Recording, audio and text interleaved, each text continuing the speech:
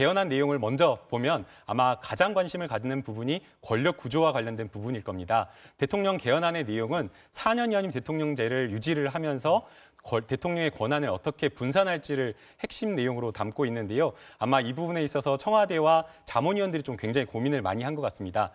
대통령이 가지고 있는 인사권을 대폭 축소했고요. 또 총리의 권한을 실질적으로 강화하는 내용을 좀 담고 있습니다. 네, 그런데 자유한국당은 이 정도 가지고는 안 된다. 그런 입장 아닙니까? 자유한국당뿐만 아니라 야당 모두가 이 정도는 여전히 부족하다라는 입장인데요. 야당에서는 아예 총리를 국회에서 선출 또는 추천해야 된다라고 이야기를 하고 있고요. 책임 총리제를 실시해야 된다라고 이야기를 하고 있는데 앞으로는 총리를 국회에서 뽑겠다라는 입장입니다. 네, 그러면 총리의 역할이라고 하는 것이 책임 총리제 하에서 다르고 또 대통령제 하에서 또 다르지 않습니까? 네, 분명하게 구분이 됩니다. 책임 총리제하에서 대통령의 권한은 통일, 외교, 안보, 국방과 관련된 외치와 관련된 부분에만 권한이 있다라는 것이고요. 그 외 사회 경제적인 정책과 관련된 부분은 총리가 실질적인 권한을 행사하게 됩니다. 좀 더 쉽게 말하면 책임 총리제 하에서는 대통령이 국내 정책과 관련해서 총리에게 이렇게 하세요, 저렇게 하세요 이런 명령할 권한이 없게 됩니다. 네, 그러면 정치권에서는 이렇게 논쟁을 하고 있는데요. 국민들의 의견은 어떤가요? 네, 그래서 저희가 여론조사를 실시를 했는데요.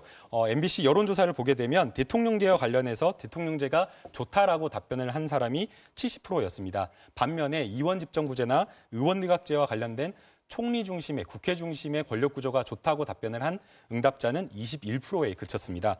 뿐만 아니라 총리 추천과 관련된 부분, 국회가 과연 총리를 추천할 것인지 이게 굉장히 또 중요한 관건인데요. 이 부분에 대해서도 저희가 물었는데 57%가 반대한다라는 답변이었습니다. 아마도 이것은 국민들이 국회에 대한 좀 신뢰도가 낮은 것을 좀 반영한 게 아닌가라는 생각이 듭니다. 네, 그 대통령이 세다, 권한이 막강하다. 바로 인사권 때문에 그럴 텐데요. 그 양측의 그 입장은 어떤가요? 양측의 입장이 크게 다르지는 않는데요. 결국 인사권을 얼마만큼 줄인다라는 이 부분에 있어서는 좀 차이가 납니다. 그중에서 이제 자유한국당의 입장안이 굉장히 인사권을 축소하는 안인데요. 자유한국당 안은 대통령의 권력의 핵심은 결국 인사권의 핵심이라고 하는 것은 검찰과 경찰 이런 권력기관의 인사권이다라고 보고 5대 권력기관에 대한 인사권을 제한해야 된다라고 이야기를 하고 있고요. 헌법재판소라든가 감사원과 관련된 이런 독립된 기구에 대해서는 아예 대통령의 인사권을 배제해야 된다라고까지 이야기를 하고 있습니다. 네, 이번 그 대통령 개헌안 중에서 또 하나 논쟁이 되고 있는 부분은 바로 토지 공개념 부분인데요. 이 토지 공개념 부분에 대해서 양쪽 입장이 완전히 다른가요? 네, 완전히 좀 다릅니다. 이 부분에 있어서는 정말 첨예하게 대립을 하고 있는데요. 사실 현행 헌법에도 토지 공개념 내용이 들어가 있습니다. 그런데 청와대에서는 이것만으로는 좀 부족하다. 사회 불평등을 좀 해소하기 위해서는 토지의 공공성 개념을 헌법에 분명하게 명시적으로 넣어야 된다라는 입장이고요.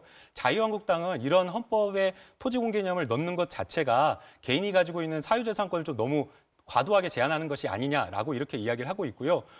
조금 심리하게 이야기를 해가지고 사회주의 체제로 가는 것 아니냐까지 과하게 좀 거칠게 반응을 하고 있는 상황입니다.